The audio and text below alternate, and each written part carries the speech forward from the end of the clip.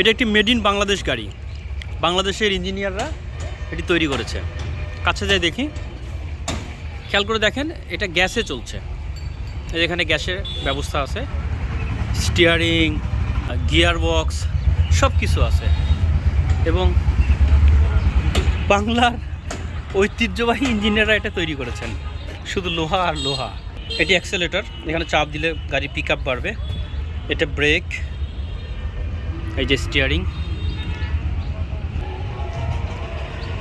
এরকম অসংখ্য গাড়ি বাংলাদেশের রাস্তায় চলে, যে গাড়িগুলো বাংলাদেশের গর্বিত ইঞ্জিনিয়াররা তৈরি করেছেন এবং এই ইঞ্জিনিয়ারের কোনো প্রাতিষ্ঠানিক শিক্ষা নাই, তারা নিজের মেধা এবং বুদ্ধি খাটিয়ে এই গাড়িগুলো তৈরি করেছে।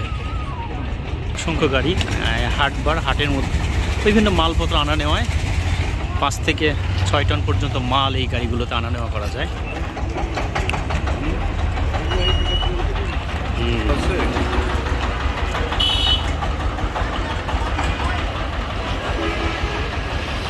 এবং এই গাড়িগুলোর ব্যাক গিয়ারও আছে।